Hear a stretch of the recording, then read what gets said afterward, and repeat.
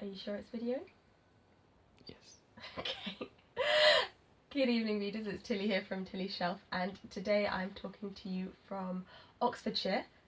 We've come to stay in a very commodious shepherd's hut for our anniversary weekend. I say very commodious because I'm fairly sure that in Far From the Madding Crowd by Thomas Hardy there's this scene where Gabriel Oak is in a shepherd's hut and he's nursing a baby lamb back to health, and I'm pretty sure his shepherd's hut doesn't have an electric shower, and that's the kind of shepherd's hut that we're in at the moment. But it's really nice and it's cute and it's cosy, and we found it on Airbnb and it was a very good find at the last minute. So we decided to visit Oxford this weekend because we wanted to check out some of the museums and some of the architecture, and in particular go to a couple of the exhibitions that are on at the moment.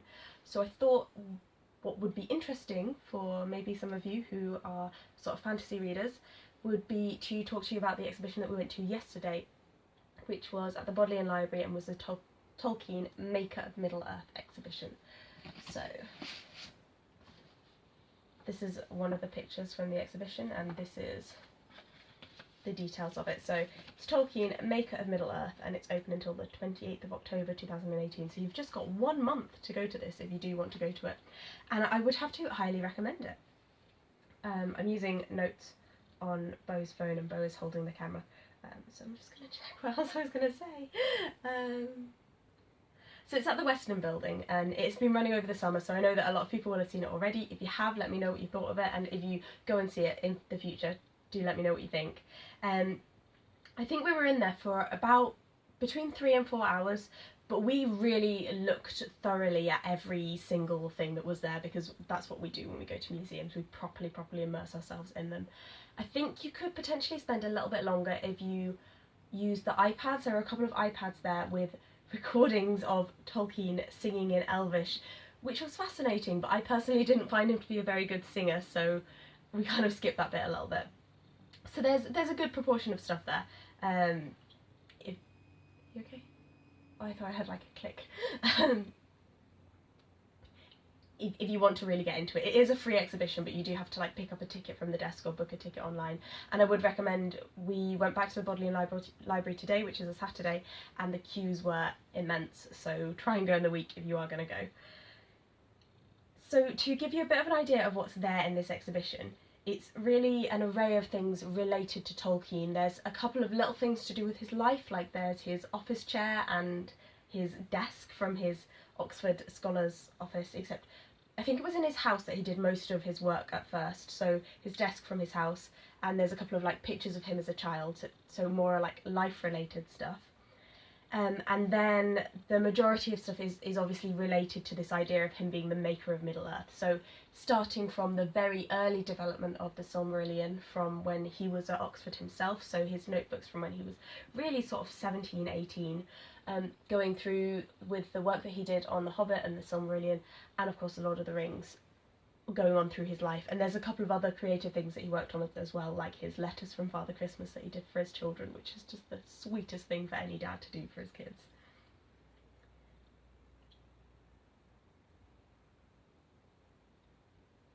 So along one wall there is like a whole array of different editions of the books that he had published during his lifetime.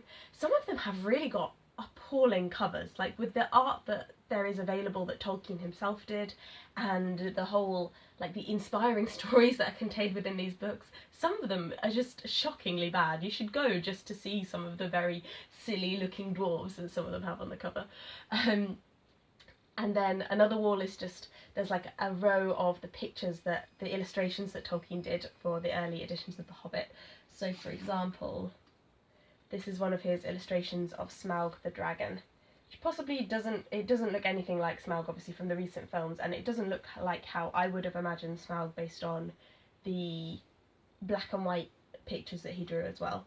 And part of that was because of one of the things that the exhibition goes into was like how publishers handled his work and his illustrations as well. So the iconic cover of the original cover of The Hobbit, essentially he wanted Smaug to be in red on the front of that, and the publishers were like, no, we don't want to use red because that would be too expensive. So a lot of things were left out because of that.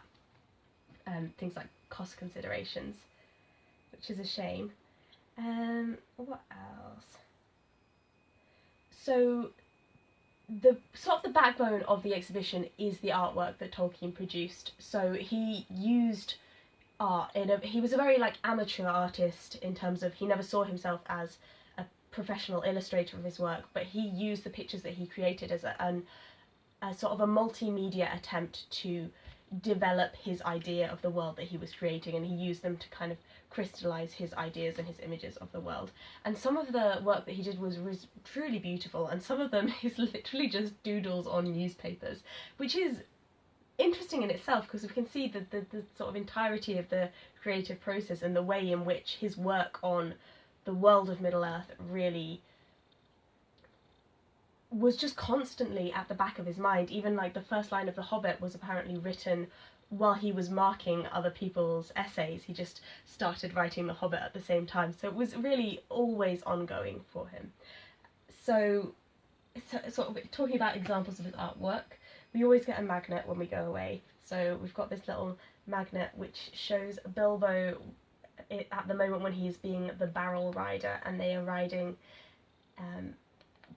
out towards, I can't remember where they're going, but they're escaping from the elvish kingdom riding on the barrels.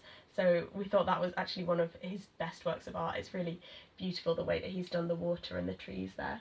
And this on the front cover of our copy of the Silmarillion is a heraldic device of Luthien, the elvish princess, who is really the romantic heroine of the Silmarillion and the sort of Beren and Luthien tale, which is mentioned in The Lord of the Rings in that it reflects the story of Aragorn and Arwen, if you don't know the Silmarillion. So it was interesting to see these images that I'd sort of seen around, like this image from that we've always had on the front of our copy of the Silmarillion, and to sort of know where they came from and what they meant to Tolkien and why he was creating them, which is part of him creating almost like a staged history of Middle-earth, which would have all of these artefacts in it.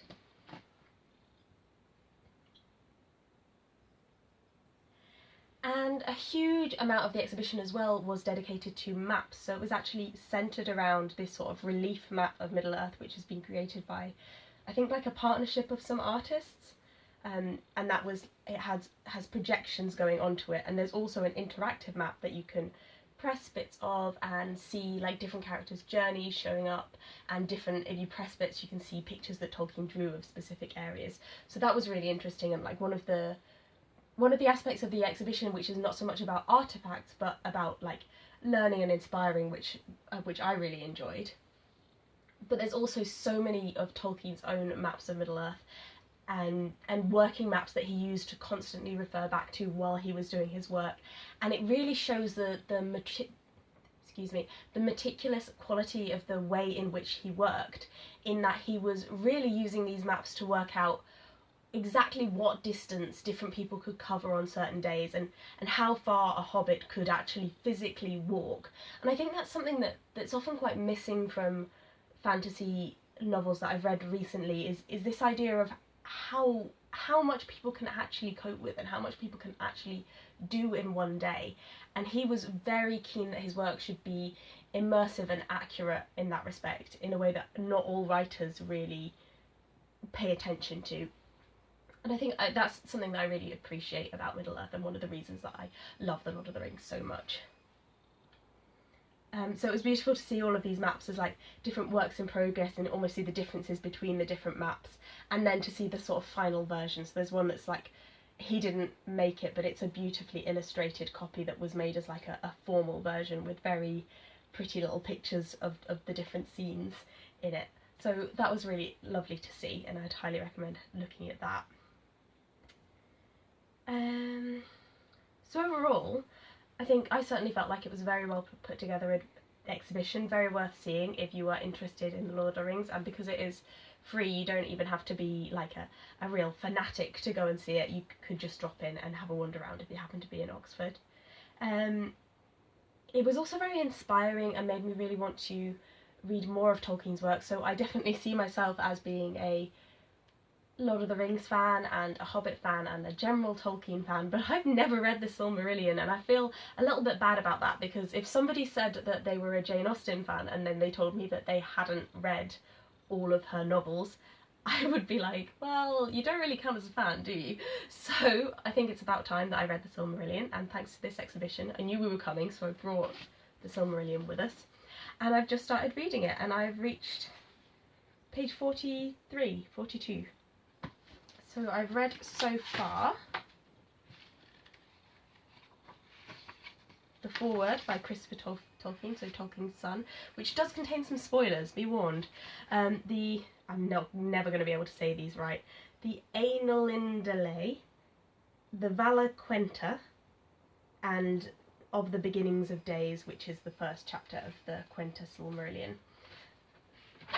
So far, I'm enjoying it. It's reminding me of a couple of other works. So it's reminding me of the Prose Edda, which is obviously one of the great works of myth that Tolkien himself was very much inspired by.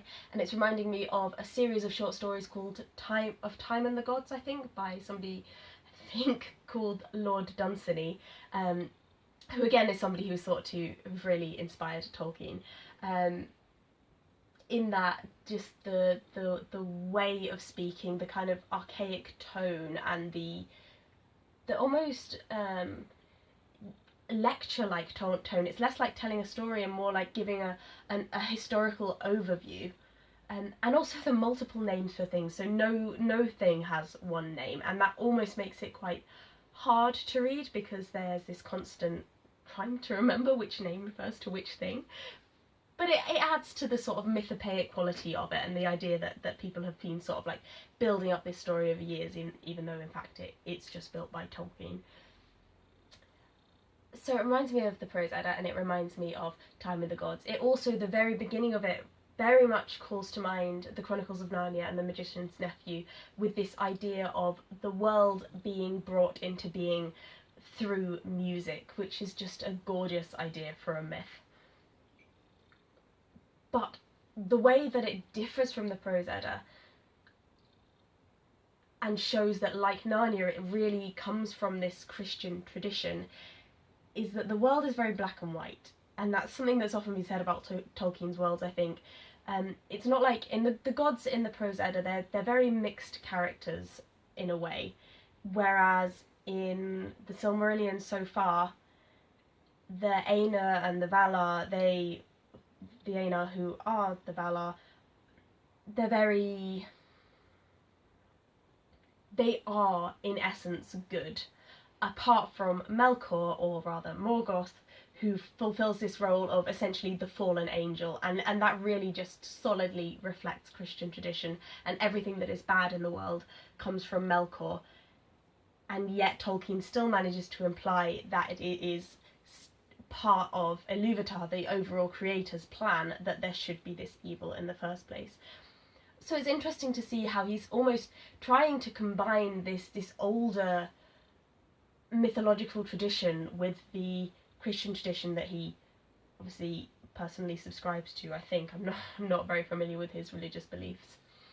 And it was interesting to see how some of the work, like I was saying earlier, was reminiscent of C.S. Lewis's work, because obviously they did share a lot, the two men, and they were both part of this group called the Inklings, which met in the Eagle and Child pub, which we walked past today, which we were quite happy to spot.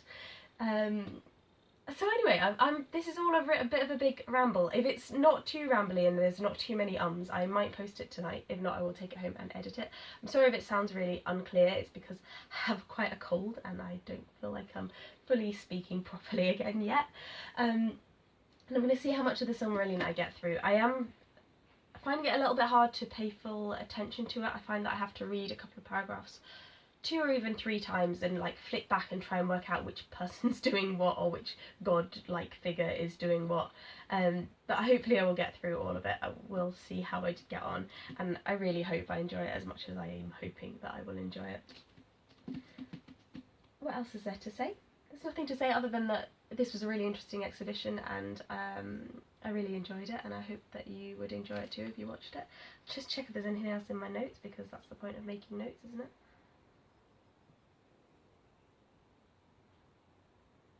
Oh yeah, just that the the way that he's divided good and evil, it gives it kind of almost like a trite Victorian fairy tale feeling so far. So I'm hoping that it becomes more developed as some of the characters sort of emerge more and become more, there's more character development in it. That's what I'm hoping for.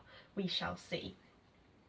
So we've got another couple of days here in Oxfordshire, in Oxford. Tomorrow we're going to the Silmarillion Museum, and we're going to see the exhibition of Spellbound, which is like a collection of magical related objects from, I think, from around the world, but we'll find out tomorrow. So I'm really looking forward to that. It's really pouring with rain outside, but we're nice and cosy in our shepherd's hut, so I'm just going to enjoy the rest of the evening, and I hope you are having a nice evening too. Happy reading. I'll speak to you soon. Thank you for watching.